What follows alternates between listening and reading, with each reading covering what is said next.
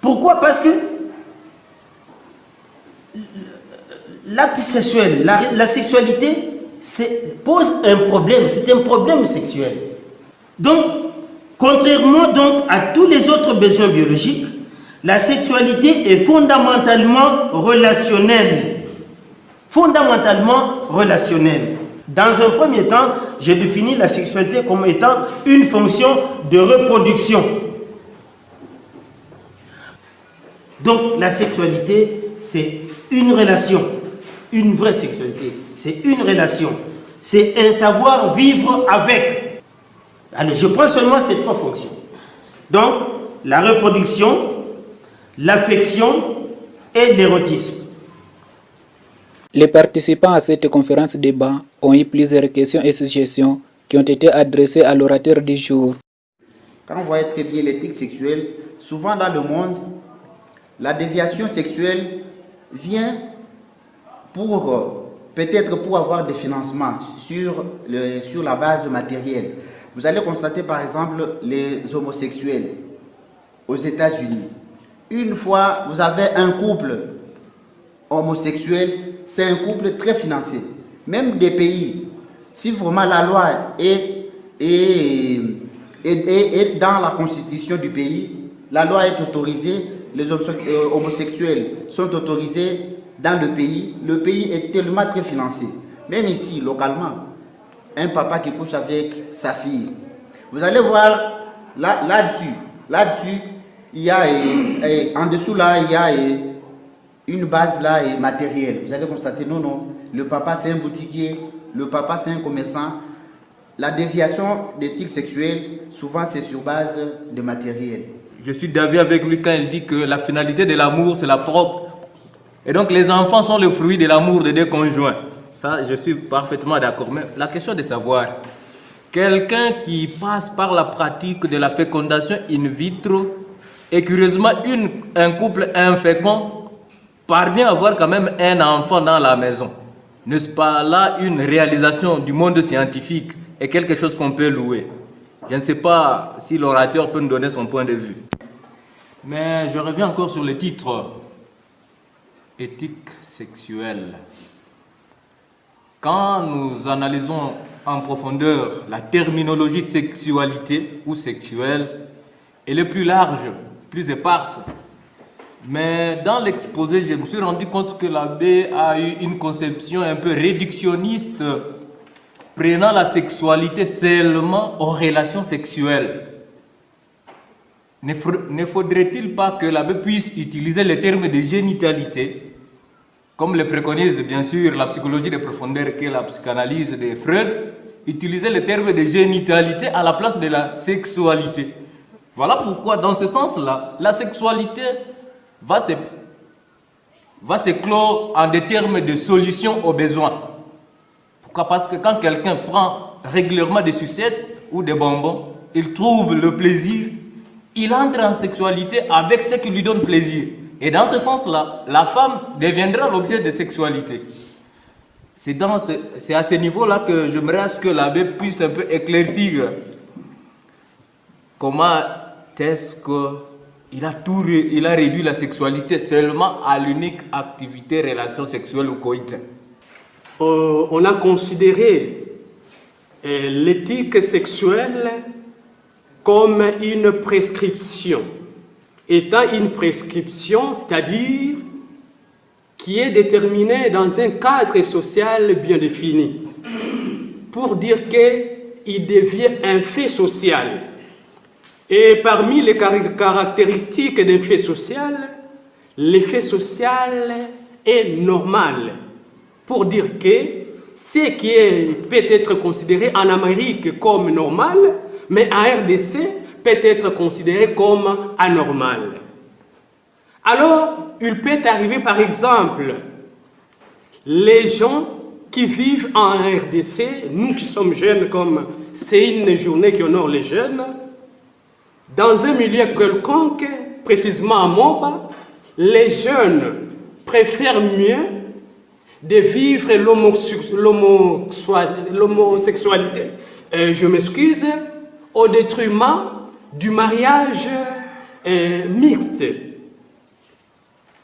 dans une époque bien déterminée. Et pour eux, même si vous venez avec n'importe quel argument, ils ne seront pas convaincus. Et que, est-ce que serons-nous prêts d'affirmer que vraiment ces phénomènes-là de l'éthique sexuelle vraiment est anormal par rapport à la réalité que nous sommes en train de vivre dans un milieu quelconque? La conférence est intitulée « L'éthique sexuelle ». Je me suis posé la question, pourquoi ne pas parler de la morale sexuelle? Quelle différence y a-t-il entre l'éthique et la morale? Dans tout ce qu'il a évoqué, c'est trop capital. Mais nous aimerions savoir qu'est-ce qui serait d'abord à la base d'une sexualité irresponsable dans le milieu rural qu'en milieu urbain. Parce que nous avons observé ça.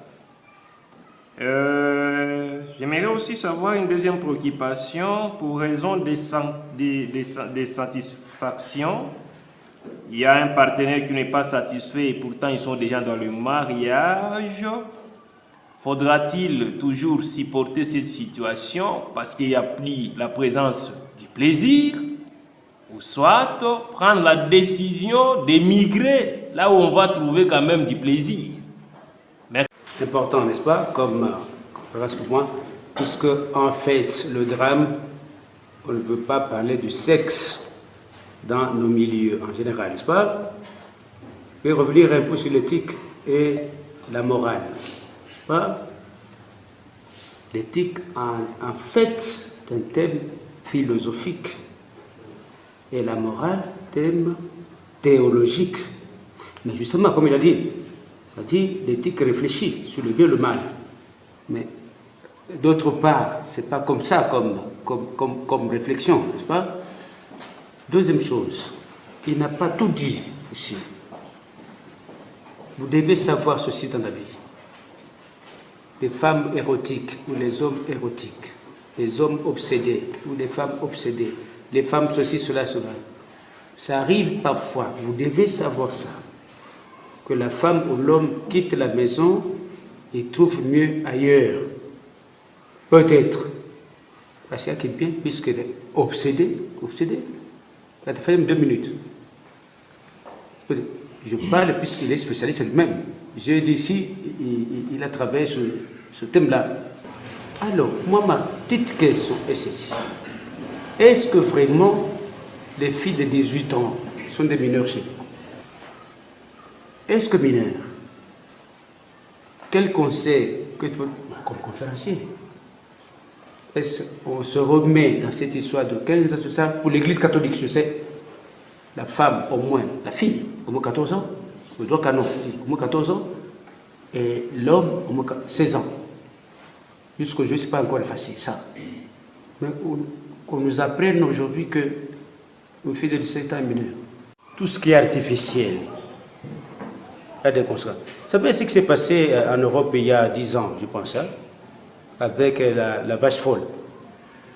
On donnait quoi à ces vaches-là? Ce sont les os et les moelles des animaux qu'on broyait dans les usines pour donner à ces vaches, alors que nous, on sait, enfin, vous savez, enfin, tu sais, que les vaches sont herbivores. Qu'est-ce qui s'est passé avec la vache folle? C'est ça qu'il voulait dire un peu en filigrane, n'est-ce pas? Il faut faire attention avec des choses comme ça.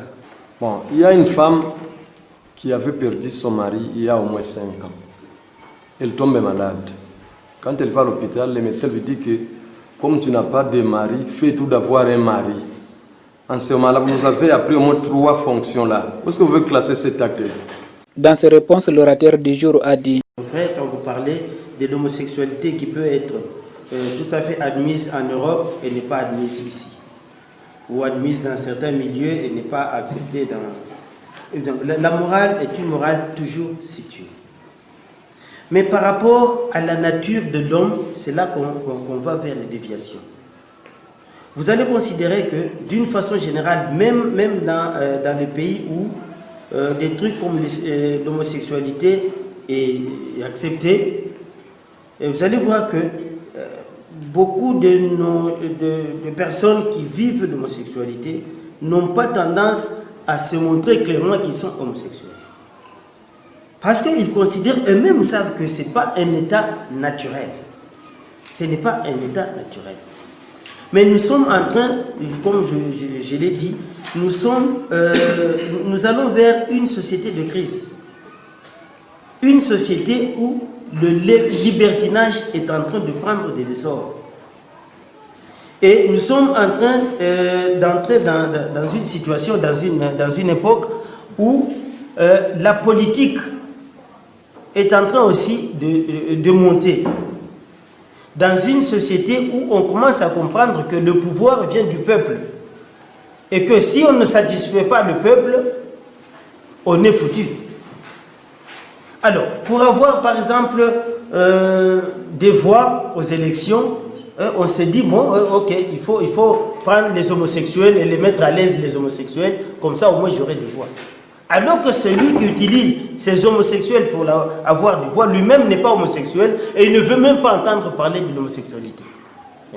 Donc, il y a des situations évidemment qui dépendent du milieu, mais toutes les situations doivent dépendre de l'état naturel des choses. Si on devrait être tous homosexuels, mais pourquoi alors créer l'homme et la femme? Pourquoi? C'est-à-dire, depuis le début, il y a nécessité que la sexualité soit relationnelle et l'autre avec qui on entre en relation soit du sexe opposé. Parce que qu'on se le dise, les homosexuels, comment font-ils l'acte sexuel? Par le derrière. Est-ce que avec vous, on peut être d'accord que le derrière est fait pour l'acte sexuel? Non. D'ailleurs, c'est beaucoup plus bas que les animaux. C'est beaucoup plus bas que les animaux. Donc, c'est une époque en crise. Et dans l'époque en crise, eh bien, tout peut être permis. L'homosexualité, donc le mariage entre personnes du même sexe, la masturbation. Maintenant, on commence même parfois dans certains pays où on dit que l'infidélité n'est plus condamnable. C'est-à-dire, la femme peut sortir aujourd'hui, elle va passer la nuit ailleurs avec quelqu'un d'autre. Et si elle revient à la maison, tu n'as rien à dire parce qu'elle va porter plainte. Est-ce que c'est normal? Voilà. Donc, voyons.